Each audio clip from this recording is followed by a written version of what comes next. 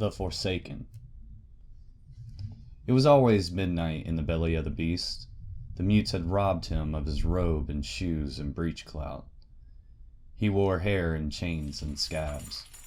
Salt water sloshed around his legs whenever the tide came in, rising as high as his genitals only to ebb again when the tide receded. His feet had grown huge and soft and puffy, shapeless things as big as hams. He knew that he was in some dungeon, but not where, or for how long. There had been another dungeon before this one. In between there had been the ship, the Silence. The night they moved him, they had seen the moon floating on a black wine sea with a leering face that reminded him of Euron. Rats moved in the darkness, swimming through the water. They would bite him as he slept until he woke and drove them off with shouts and thrashings. Aeron's beard and scalp crawled with lice and fleas and worms. He could feel them moving through his hair, and the bites itched him intolerably. His chains were so short that he could not reach to scratch.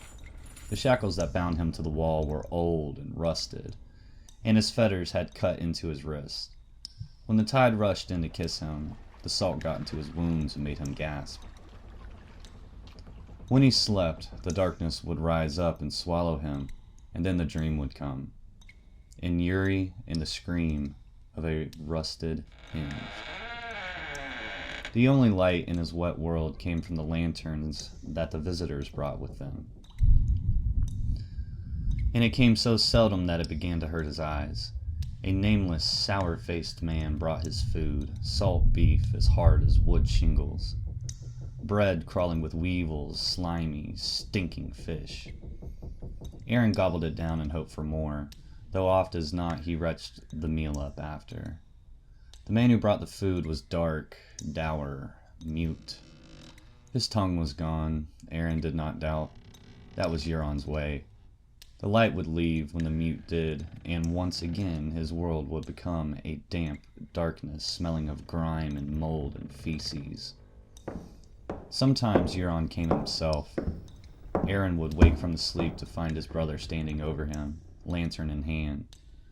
Once, aboard the Silence, he hung the lantern from a post and poured them cups of wine. "Drink with me, brother," he said. The night he wore a shirt of iron scales and a cloak of blood-red silk. His eye patch was red leather, his lips blue. "Why am I here?" Aeron croaked at him. His lips were crusted with scabs, his voice hard. "Where are we sailing?" "South. For conquest, plunder, dragons." "Madness. My place is on the islands. Your place is where I want you. I am your king. What do you want of me?" "What can you offer me that I have not had before?" Euron smiled. "I left the islands in the hands of old Eric Ironmaker, and sealed his loyalty with the hand of our sweet Asha. I would not have you preaching against his rules, so I took you with us. Release me. The god commands it. Drink with me. Your king commands it." Euron grabbed a handful of the priest's tangled hair, pulled his head back, and lifted the wine cup to his lips. But what flowed into his mouth was not wine. It was thick, vicious, with a taste that seemed to change with every swallow. Now bitter, now sour, and now sweet. When Aeron tried to spit it out, his brother tightened his grip and forced more down his throat. "That's it, priest. Gulp it down. The wine of the warlocks. Sweeter than your seawater, with more truth in it than all the gods of earth. I curse you," Aeron said when the cup was empty. Liquor dripped down from his chin into his long black beard. "If I had the tongue of every man who cursed me, I could make a cloak of them." Aeron hawked and spat. The spittle struck his brother's cheek and hung there, blue-black, glistening. Euron flicked it off his face with a forefinger, then licked the finger clean. "Your god will come for you tonight," Some god, at least. And when the damp hair slept, sagging in his chains, he heard the creak of a rusted hinge. "Yuri!" he cried. "There is no hinge here, no door, no Yuri." His brother Euron was long dead, yet there he stood. One arm was black and swollen, stinking with maggots. But he was still Yuri, still a boy, no older than the day he died. "You know what waits below the sea, brother?" "The drowned god," Aeron said. "The watery halls." Yuri shook his head. "Worms. Worms await you, Aeron." When he laughed, his face sloughed off, and the priest saw that it was not Yuri, but Euron, the smiling eye hidden. He showed the world as blood-eyed now, dark and terrible, clad head to heel in scale as dark as onyx. He sat upon a mound of blackened skulls as dwarfs capered round his feet and a forest burned behind him. "The bleeding star bespoke the end," he said to Aeron. "These are the last days, when the world shall be broken and remade. A new god shall be born from the graves and charnel pits." Then Euron lifted a great horn to his lips and blew, and dragons and krakens and sphinxes came at his command and bowed before him. "Kneel, brother," the crow's eye commanded. "For I am your king, I am your god. Worship me, and I will raise you up to be my priest." "Never. No godless man may sit the sea stone chair." "Why would I want that hard black rock? Brother, look again, and see where I am seated." Aeron Damphair looked. The mound of skulls was gone. Now it was metal underneath the crow's eye, a great, tall, twisted seat of razor-sharp iron, barbs and blades and broken swords, all dripping blood. Impaled upon the larger spikes were the bodies of the gods. The maiden was there, and the father and the mother, the warrior, the crone, the smith, and even the stranger. They hung side by side with all manner of queer foreign gods. The great shepherd, and the black goat, the three-headed trios, and the pale child Bacalon, the Lord of Light, and the butterfly god of Nath. And there, swollen and green, half devoured by crabs, the drowned god festered with the rest, seawater still dripping from his hair. Then Euron Crow's-Eye laughed again, and the priest woke screaming in the bowels of silence, as piss ran down his leg. It was only a dream, a vision born of foul, black wine. The King's Moot was the last thing Damphair remembered clearly. As the captains lifted Euron onto their shoulders to hail him as their king, the priests had slipped off to find their brother Victarion. "Euron's blasphemies will bring down the drowned god's wrath upon us all," he warned. But Victarion insisted stubbornly that the god had raised their brother up, and that god must cast him down. "He will not act." The priest had realized then. It must be me. The King's Moot had chosen Euron Crow's-Eye, but the King's Moot was made of men, and men were weak and foolish things, too easily swayed by gold and lies. I summoned them here, to Naga's bones, in the Grey King's Hall. I called them all together to choose a righteous king, but in their drunken folly they have sinned. It was for him to undo what they had done. The captains and the kings raise Euron up, but the common folk shall tear him down, he promised Victarion. I shall go to Great Wick, to Harlaw, to Orkmar, to Pike itself. Every town and village shall my words be heard. No godless man may sit the sea stone chair. At departing from his brother, he sought solace in the sea. A few of his drowned men made to follow him, but Aeron sent them off with a few sharp words. He wanted no company but God.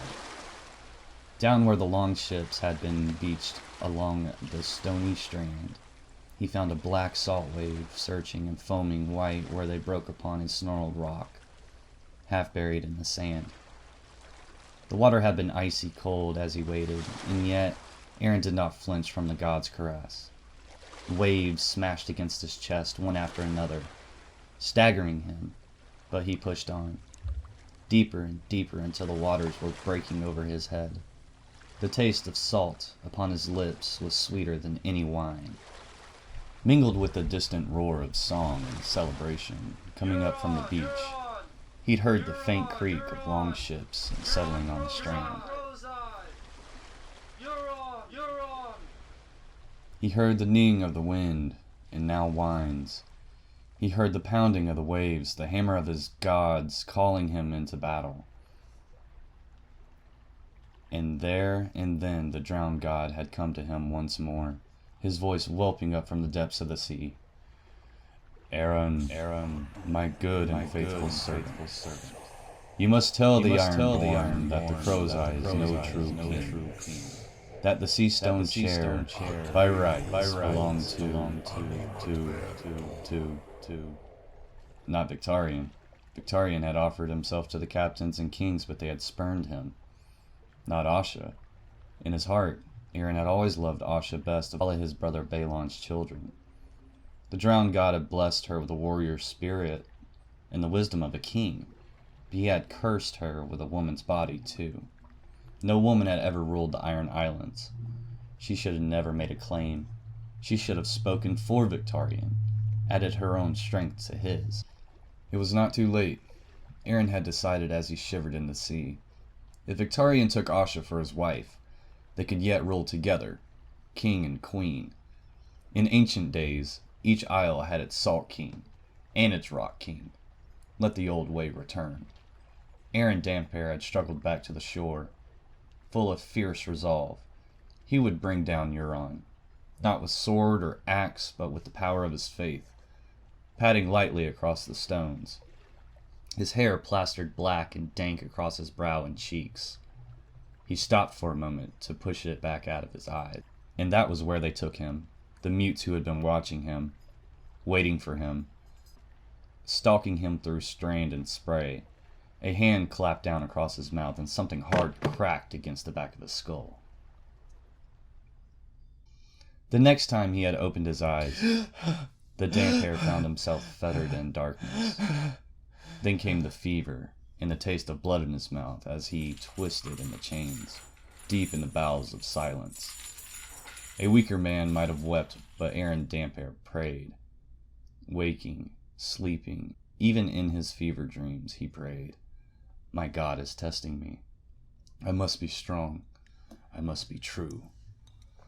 Once, in the dungeon before this one, a woman brought us food in place of Euron's mute. A young thing, buxom and pretty.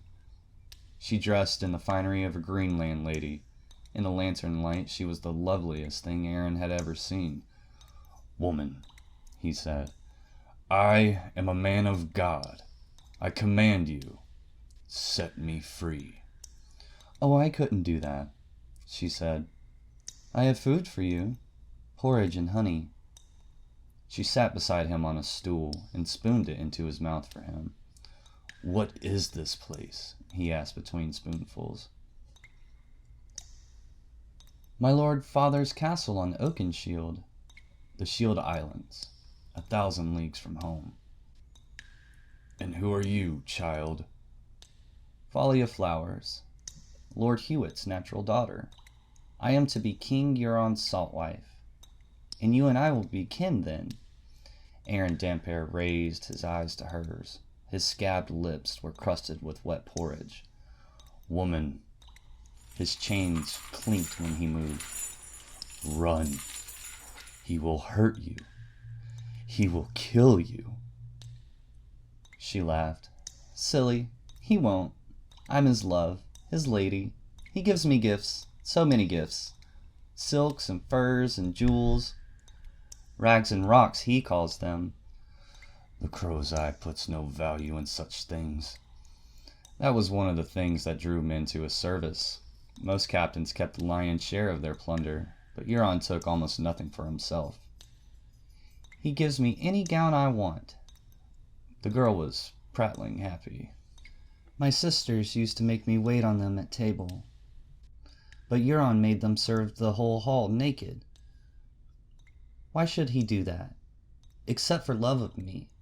She put a hand on her belly and smoothed down the fabric of her gown. I'm going to give him sons. So many sons. He has sons.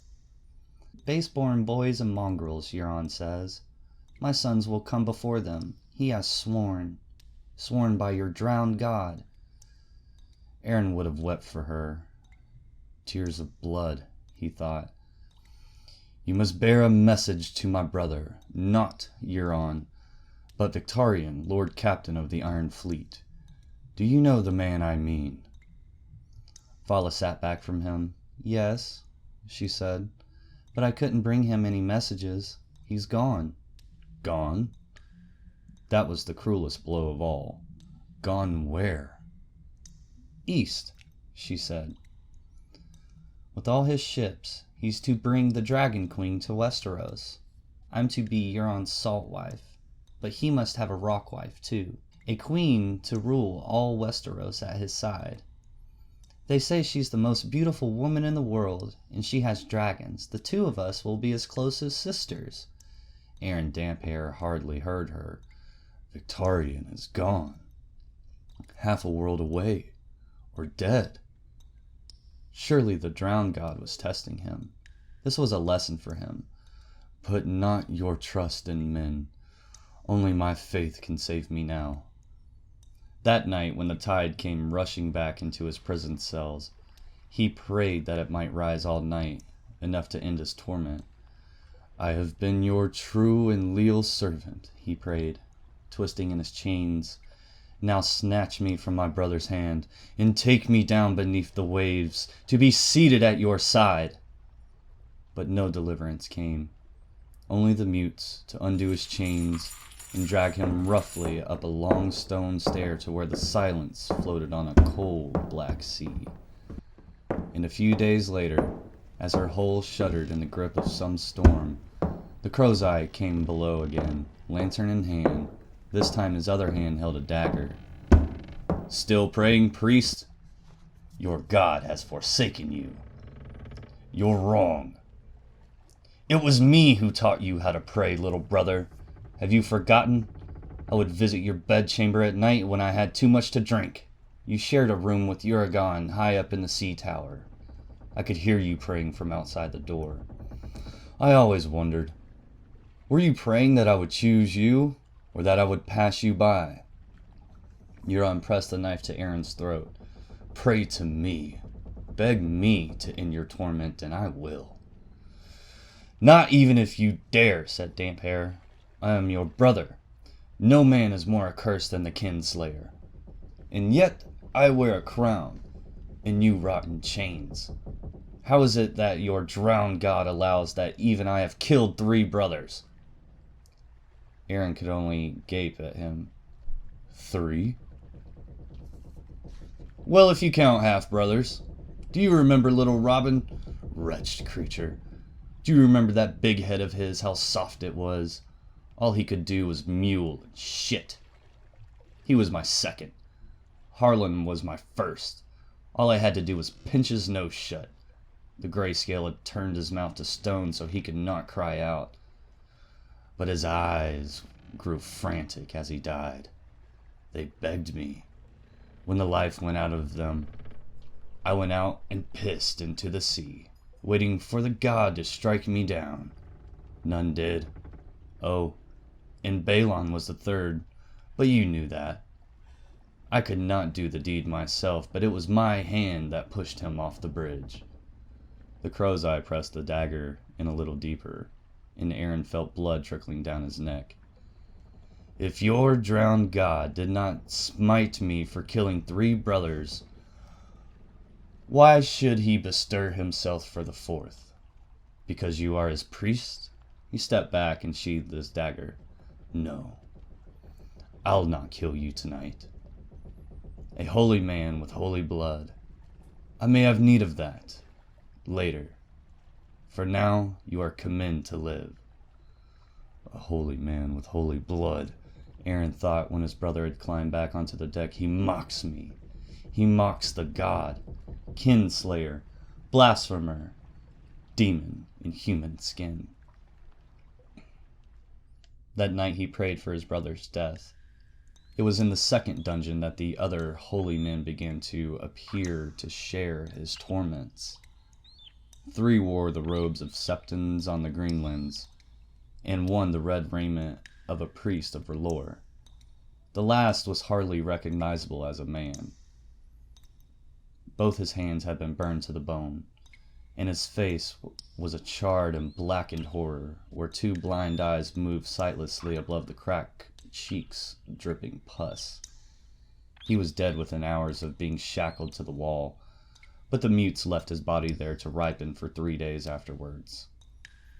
Last were 2 warlocks of the east, with flesh as white as mushrooms, and lips the purplish blue of a bad bruise, also gaunt and starved that only skin and bones remained.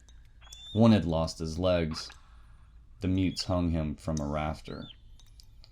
Pre, he cried as he swung back and forth.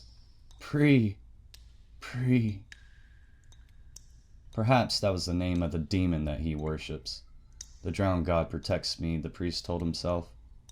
He is stronger than the false gods these other worship, stronger than their black sorceries.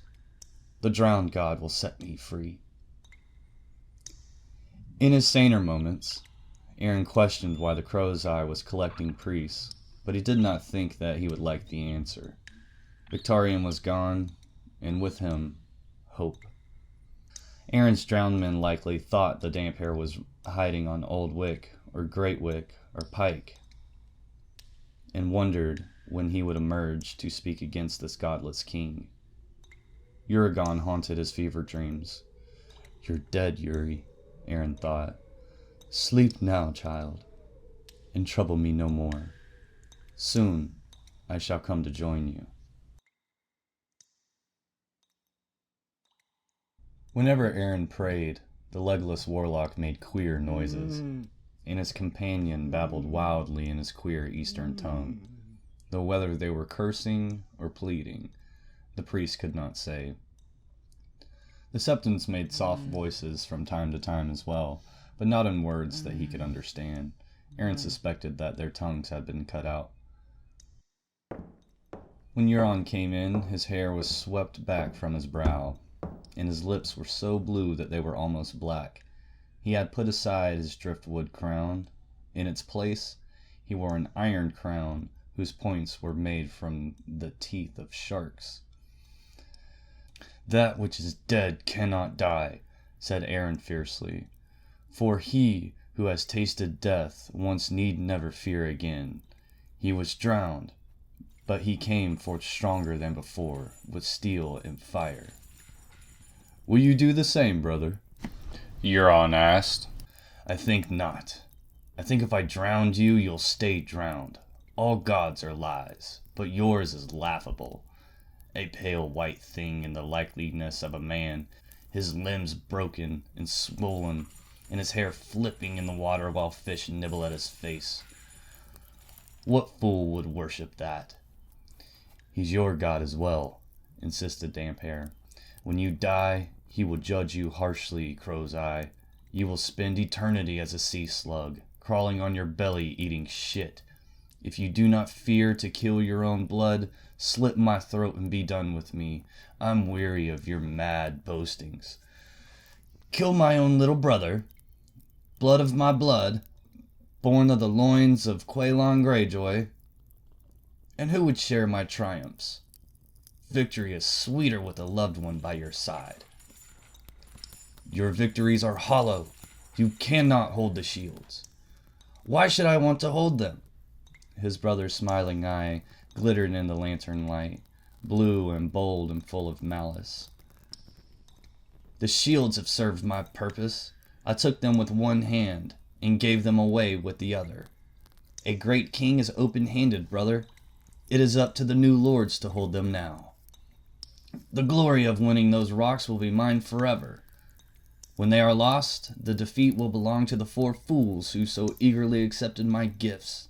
He moved closer. "Our longships are raiding up the Mander and all along the coast, even to the Arbor and the Red Wine Straits.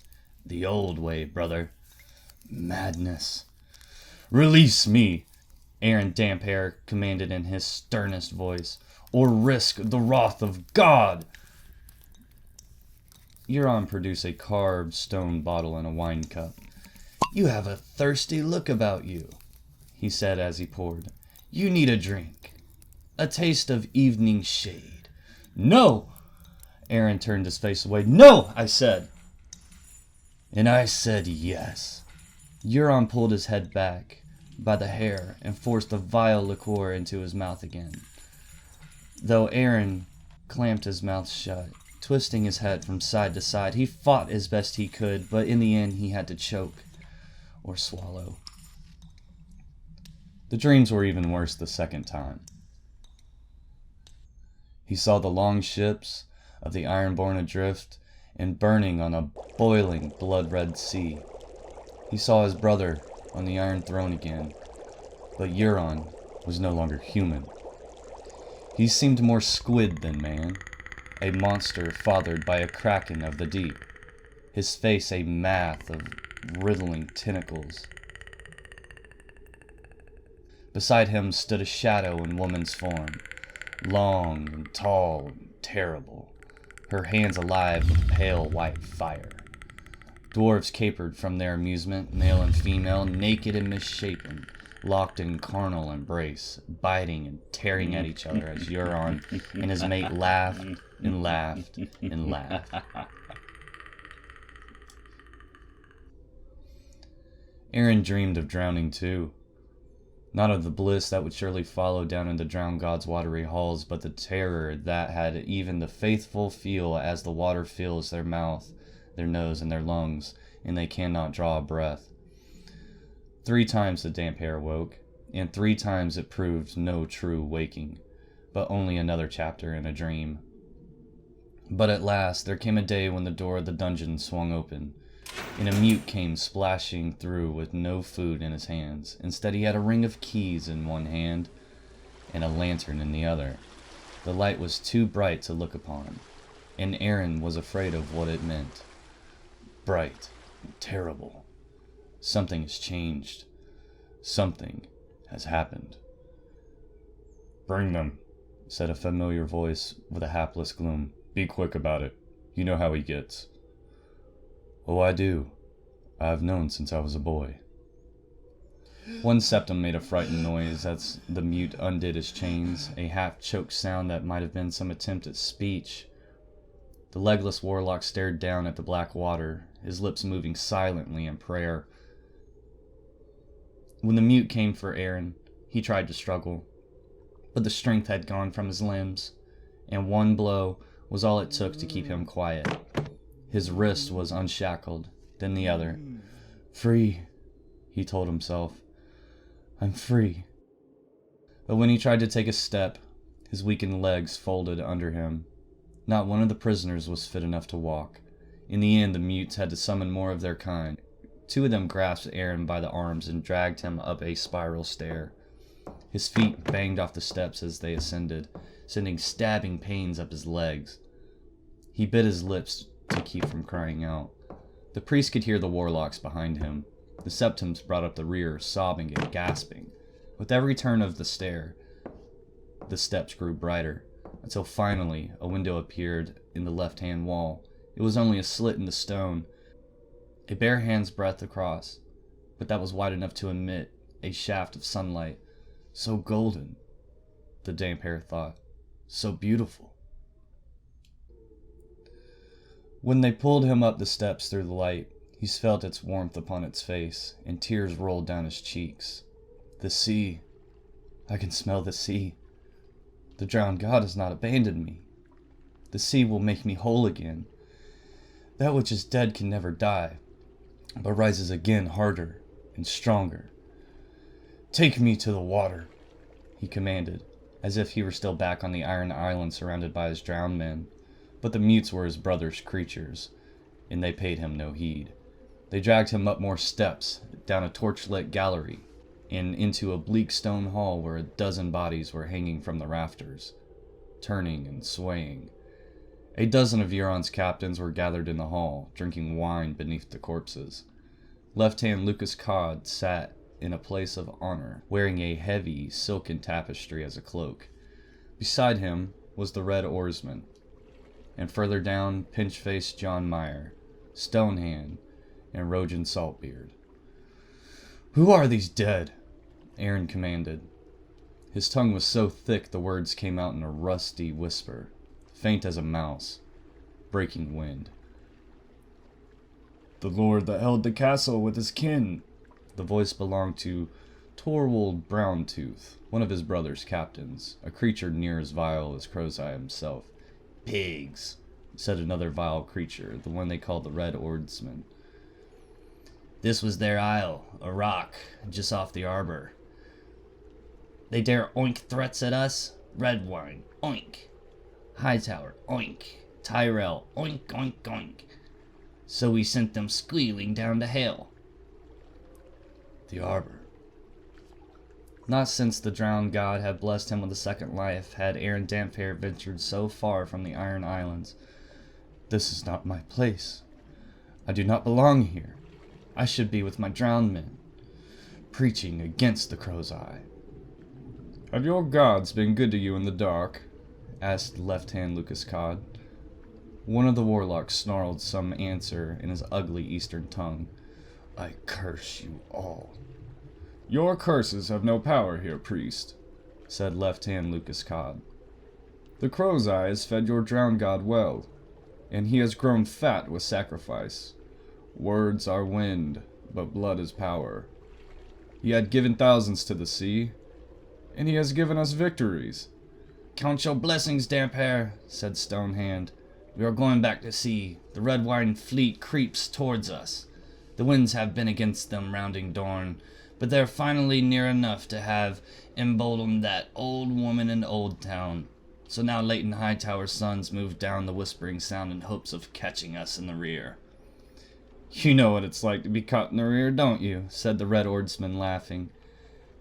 "Take them to the ships." And so, Aeron Damphair returned to the Salt Sea.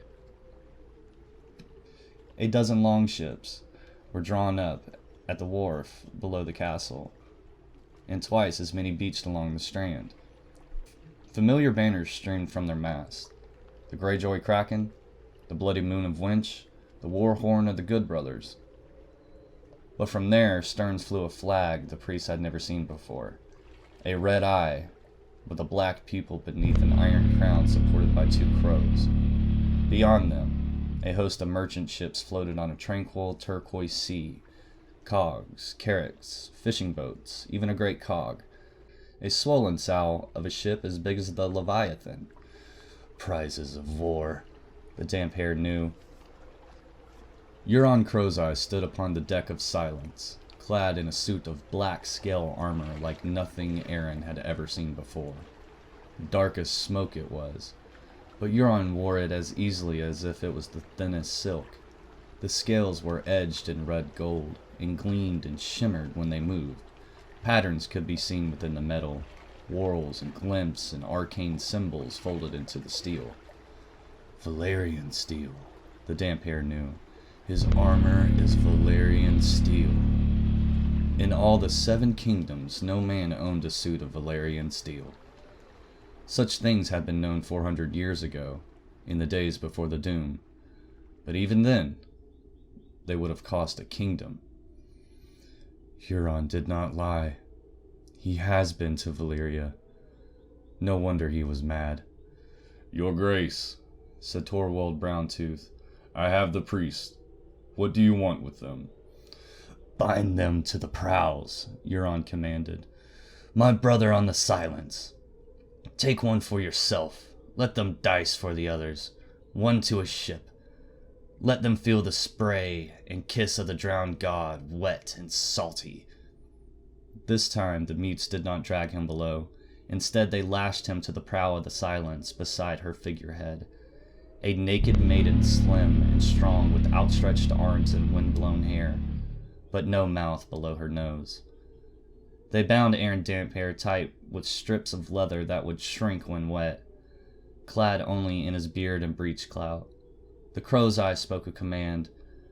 A black sail was raised, lines were cast off, and the Silence backed away from shore to the slow beat of the oar-master's drum. Her oars rising and dipping and rising again, churning the water. Above them, the castle was burning, flames licking from the open windows. When they were well out to sea, Euron returned to him. "Brother," he said, "you look forlorn. I have a gift for you." He beckoned, and two of his bastard sons dragged the woman forward and bound her to the prow on the other side of the figurehead. Naked as the mouthless maiden, her smooth belly just beginning to swell with the child she was carrying, her cheeks red with tears. She did not struggle as the boys tightened her bonds. Her hair hung down in front of her face, but Aeron knew her all the same. "Fall of flowers," he called. "Have courage, girl. All this will be over soon, and we will feast together in the drowned god's watery halls." The girl raised her head up, but made no answer. She has no tongue to answer with, Damphair knew. He licked his lips and tasted salt.